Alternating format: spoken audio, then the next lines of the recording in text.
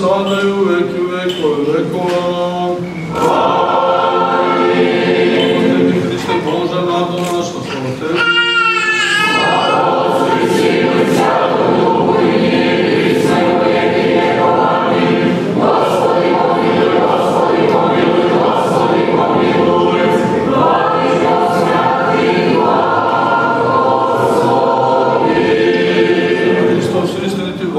Molitvom prečiste svoje matere, sveti slavni svetovnih apostola, sveti srpski prosvetitelja Nuštelja, Simeona Točog, svetelja Save, Arsenija Maksima, Vasilija Ostroškog i Petra Cetinskog, sveti pravni Boga, otaca Jakima Jana, svetog oca našeg Jona Zlatoslavlja, svetoga proroka Ilije Čispojna vršimo i svi sveti svoje da nas pomiluju i spase, kao blagi čovjeka ljubi. Otaca i matera naših, Gospodi se Hriste Bože naš, pomiluj nas.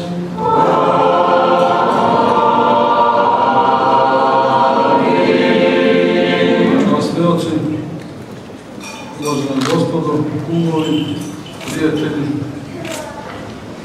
draga deco,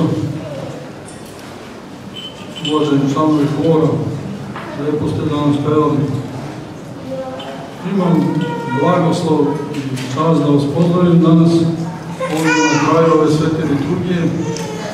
Ovdje kad smo ovim krajima crnča, poezna,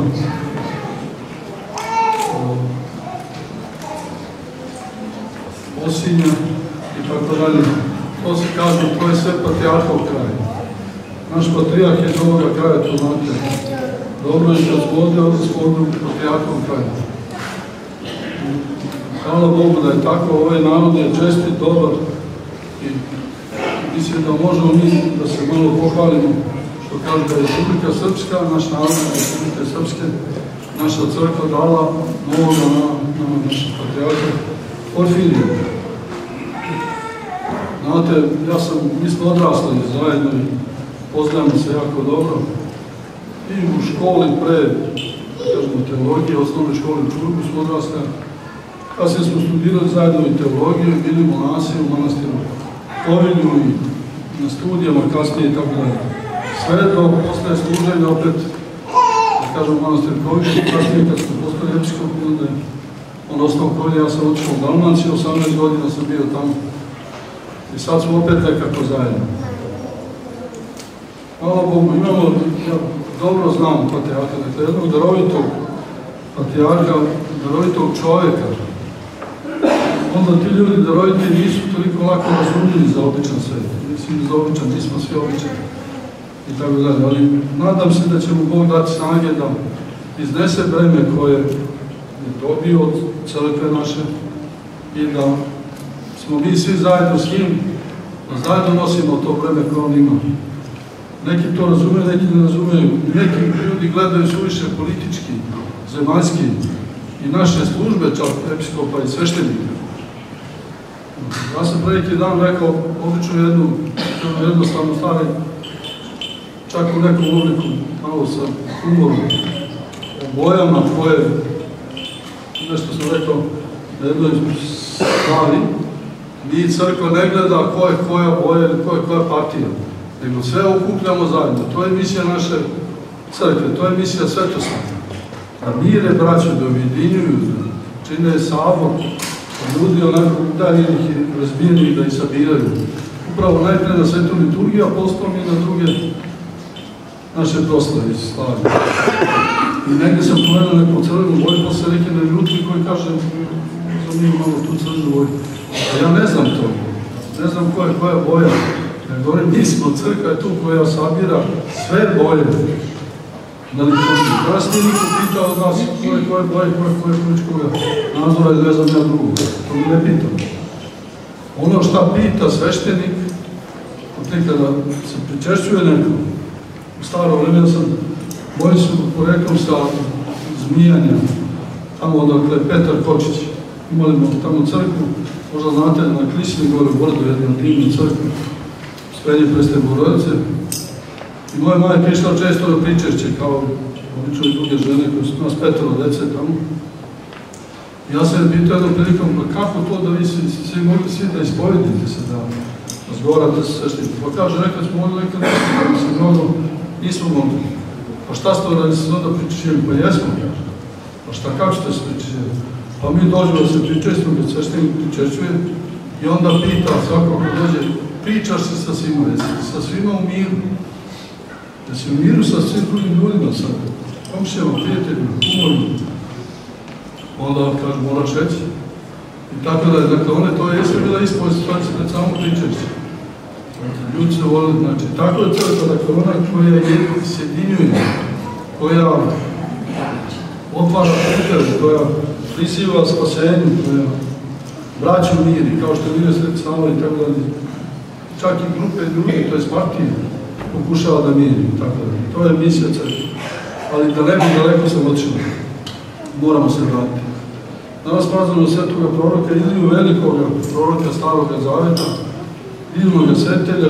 Čuli ste danas iz čitanja svetoga apostola Evanđelja o njegovim podizima. Dakle, on je živ u 9. veku, bio veliki zabrani Božji prorok, koji je takva čudesa činio koja se ne mogu ispričati. Evo, molitvom je nebo zatvorio za 3 godine i 6 meseci, znači 3,5 godine. Nije padala kiša. Kao kažu tumači, pošto će sveti prorok Ilija doći pred drugi dolazak Hristovom, to je u vreme kada se bude zacario Antihrist u Jerusalimu, onda će Bog poslati proroka Iliju i Enoha da razobliče toga vladara tamo koji će se predstaviti da je Hristos, a tada će biti Antihrist. I to će taći da se završi njegova misija. On je, kažu tumači da Australija će biti Antihristova vlast isto 3 godine i 6 meseci i da će to biti jedan period suše, kada ništa neće raditi, ništa neće imati blagoslov. Jer će taj čovjek biti izvor zla i simbol svakoga zla. I bit će veliko gonjenje na crkvu Hristovu i tako dalje. Tako da, to je sve simbolično i postoje tumačenja toga sve što se vezuje za starozavetne proroke. A sveti prorok Ilija je bio toliko veliki da je mrtve vaskrsavao, bolesti iscjeljivao, ali je bio veliki ugodnik Božji. One koji su skretali sa vere, on ih je izobličavao, lažne sveštenike, valove također, izobličio i ponizio. Dakle, veliki ugodnik Božji. Zato su mnoge naše crkve podignute u čast i spomen ovoga svetljenja, da nas štiti od nevremena, grada, od zemaljskih počasti, zemljotresa, poplava, mnogi drugih stvari, nevolje koje može čovjek, koje mogu na nas doći ovdje na zemlju. Zato da se molimo svetu proroku da bude sa nama i mi sa njim, da njegovu revnost u veri imamo, da se borimo, da se ugledamo na njega koliko možemo. Naravno, njegova vera bila velika. On kaže, on je kao beba, su vidjeli kako svetog proroka ili anđeli Božji povijaju i daju mu neki pogled kao da jede neki plamen ognja. Zato je on bio ognjenoga duha, čitav život, čitav svoju misiju. Ali nije dovršio, doće, znači, ponovo pre drugog dolaska da dovrši svoju misiju i da onda mučenički i postrada za Hrista, tako kažu tumači svetoga otkrovenja. U svakom slučaju, hvala vam što ste danas došli u velikom broju ovdje, što čuvate svoje svetinje zajedno sa svojim sveštenicima, sa nama episkopima, sa našim patrijarhom, da ponovno mi imamo odgovornu službu koju je teško objasniti. Teško objasniti, ali hvala Bogu da će Bog, treba vremena da se vidi ko je ko i šta je šta. Treba vremena. Ne treba brzo donositi zaključke ni o kome, niti ovako što je običnog života, a pogotovo ne u sveštenoj istoriji, a sveštena istorija i istorija crkve Božje. Zato neka ste Bogom blagosloveni, želim svaki blagoslov Božji, napredak u ovome kraju naše namestništvo Dervensko, ali i da napreduje naša Republika Srpska, da je čuvamo, vidite da je napadnuta sa svih strana, da je čuvamo, da se molimo Bogu, mi sveštenici i vladike, a drugi ljudi da čine svoje poslove, one za koje su postavljeni državu, ako imaju državne funkcije političke, svako da radi svoj posao, a da svi radimo na očuvanju zajedno Republike Srpske. Republika Srpska je garant našeg opstanka. Naš daje nam identitet, da nismo narod bez korena, da nismo, ne znam nijako, jedan narod drevni, hrišćanski, pravoslavni, svetosavski narod sa svojom kulturom, svojim jezikom, svojim pravoslavnim svetim, koje ni jadske sile ne mogu pobediti i neće pobediti pravoslavne sveto. Tako da, znate, možemo biti u jednom smislu duhovno ponosni, ali ne ovdje. Duhovno ponosni da, ali ovdje ne. Ovdje se nešto drugo. Zato što nam je Bog ostavio takvu veru i što smo mi takvu veru sačuvali od svetih apostola do danas neizmenjenu. I ako neko hoće da dođe da vidi autentično hrišćanstvo, šta je autentičnu liturgiju, šta je liturgija? Mi kad se pričešćujemo na liturgiji, mi se zaista pričešćujemo telom i krvnim Hristom. Dakle, to je za nas realnost. To drugi hrišćani, nažalost, mogu samo da sanjaju nekim snovima. Daj Bože da bude, mi se molimo Bogu za njih da i oni otkriju lepotu pravoslavlja. Ako bude bilo moguće, daj Bože. Živili Bog vas blagoslovio, svakom dobrom ocima, vašem duhovniku, čestitam također na trudu, na ljudima koji su s njim u crkvenoj opštini.